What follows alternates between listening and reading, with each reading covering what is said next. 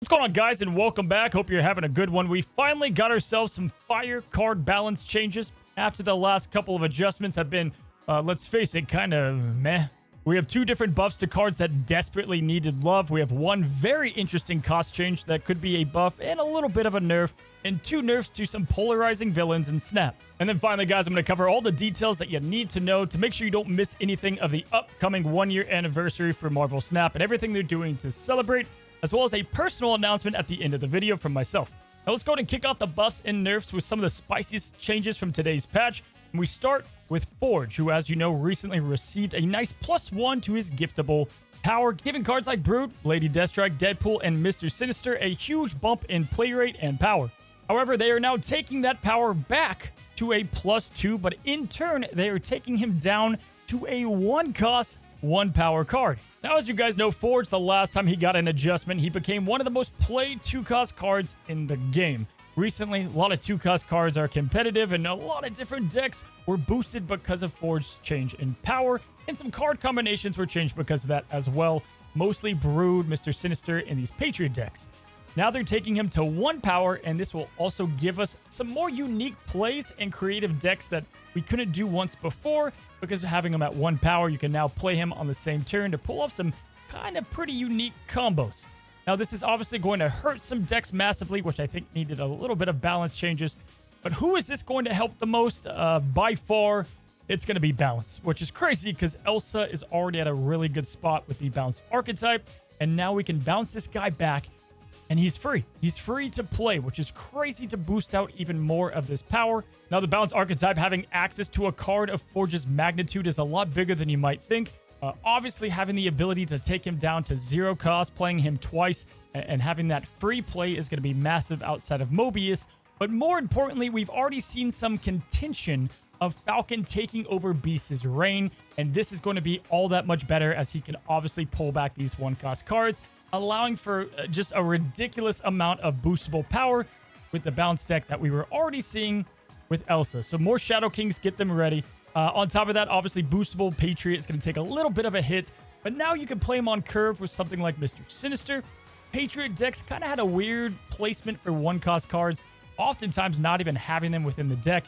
And so now this can allow you to play, again, this on curve, or you can play him and Brood together on turn 4. So a lot of unique ways that you can take advantage of this new way to play Forge, and I'm excited to see the decks in play. As far as like a day 1 deck that I'll be testing out, nothing too crazy here, but obviously going with the Elsa Bloodstone Blood Bounce deck, I'll be throwing Forge in there now and having Falcon as our main card to bounce cards back to our hand, ignoring Beast altogether in this extreme Mobius meta that we find ourselves in.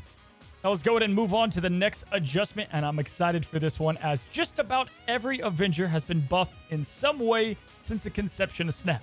Now, I don't think the Avengers necessarily need to be the best cards in Snap. Iron Man obviously doesn't need an adjustment, but Thor got an adjustment back in the beta days, taking him from a 4-cost to a 3-cost to allow his hammer to see a bit more play and boostable action. Hawkeye obviously just got a buff in a recent OTA.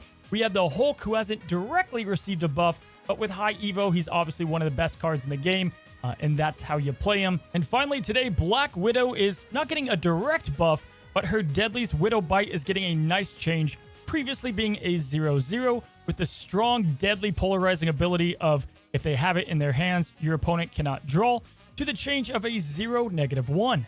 And that takes care of most of the OG MCU Avengers, all except for one. Patience. Now, the devs said they don't want to see Black Widow get too much play rate. Her ability is a bit polarizing toxic, I understand, but finally, this does give a nice little bump up to her meta share a little bit. I don't think it's going to be revolutionary, but those decks and archetypes that she was kind of fighting for a spot in, she's going to get played now, right? Darkhawk and Toxic decks and Bounce should all utilize the card to various of degrees. Probably the Darkhawk Bounce deck was her best days, and that'll probably be where she returns, or in these Toxic decks, now that, you know, kind of Man Thing and some of these other cards to come out in the future months could definitely use the Widow's Bite. Now, lastly, today in the buff department, we have the card that I think everybody thought when they started playing Marvel Snap was like an OP, broken card that they're always going to use, and then they realized that she wasn't all that great outside of those cheeky Odin combos. White Tiger is finally receiving a buff that she deserves, and it's to the Tiger itself, Now, as you know, she had a 5'8 in total stats. She's still remaining a 5'1, but her White Tiger Spirit is going from a 5'7 to a 5'8, with also, of course, the advantage of getting into hard-to-reach locations. So yet again, this is not going to like break Marvel Snap by any means. I think they're kind of careful with these starter cards not to make them too good. However, I think this will be decent for, on reveal, those kind of greedy Wong decks, Mr. Negative. But the biggest adjustment is probably the Patriot decks. Patriot decks already had Iron Lad, and he's obviously going to welcome the boost to the Tiger Spirit. Also, not the worst thing to happen to Ravonna Renslayer. We all kind of know she needs an adjustment of her own, but White Tiger and Black Widow, both these cards do work under her cost reduction. So kind of nice to see a small change there. Now, to end today's discussion in our balance changes, we have two different cards with direct nerfs that had a huge chunk of the meta share. First off, we have Shuri, who's going to have a little minor adjustment going from a 4-2 to a 4-1, just taking a hair off the bite that is the double power deck. Now, once again, guys, it is also a nice little buff to Ravonna. She can now discount Shuri, but it's going to be kind of a change to the Red Skull deck ever so slightly. If you guys don't know, the best way to take on these decks is to attack that Shuri lane with Red Skull and try to flip it, and when they played Taskmaster, you took over the other lane that they thought they for sure could win, although this is not an easy task. Glenn thinks the one less power should make it a little bit easier. Not all that exciting. Let's go ahead and move on to the next nerf, and the one that probably a lot of people were clamoring for, the new villain of Marvel Snap, Galactus, who move over. Alioth has been all over the picket signs. He has definitely been deemed the most hated card as of late. They'll be taking him down from a 6'5", down 2 power points, which is surprising. I thought maybe it would be a 6'4", but no, he's going down to a 6'3". So for a card that makes other cards just poof, they die, what use is power? Now, first of all, the psychological effect of losing 2 power is pretty big, and it's going to reduce his play rate quite considerably. The guy was played everywhere. If you got priority, you put him in another lane, and again, poof, you would win the game. However, we now have a lot of cards, because it's not 5 power. Doctor Doom, Captain Marvel, Silk, heck, Jeff is now tied with the guy that can compete with Eli's power, making it not as big of a deal that you can move one of these options that are already frankly played into so many different decks that you don't have to play on that location that will win against Alioth, letting him keep his ability but being able to beat his power pretty easily. I'm going to be interested to see how this nerf goes, if it's going to be enough, if it's too much. Either way, I think this is probably good for the overall meta. So that does it for the content side of things. Let's talk about the anniversary. Marvel Snap turns 1 on October 18th, which is crazy. The game's been out a year. It feels like just yesterday. And that I've been making content for a year. You guys, even more surprisingly, have been watching my dumbass for a year. But either way, they're doing a lot to celebrate. Really cool. First up, we have login rewards starting on October 18th.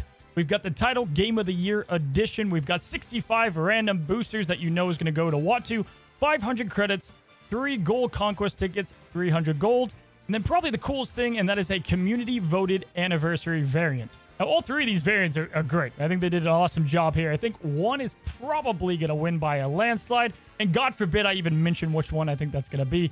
I'll leave that up to you guys, and comment down below which one you will be voting for to get for free. That'll be on October 18th, probably via the website. But if not, I think, I'll update you guys on my Twitter where they end up putting that.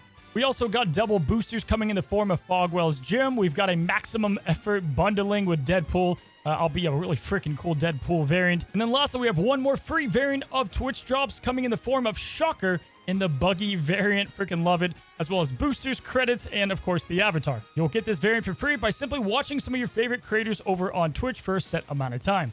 Which leads me to my personal announcement, guys. You have been asking for a year straight, and finally I'm able to announce that I'll be returning to Twitch just in time for the Twitch drops on Wednesday, and I'm pumped, guys. We're going to be bringing a lot of cool things over to my live streams that you typically don't see in Marvel Snap outside of just gameplay. We'll be doing shows. I've got interview with artists in the game. A lot of cool stuff, and I look forward to seeing you guys there. You can find my Twitch channel down in the description and comments below. Anyway, hopefully you guys enjoyed this anniversary content balance patch, and as always, good luck out there in the season. And until the next one, happy snapping, and we'll see you on Twitch.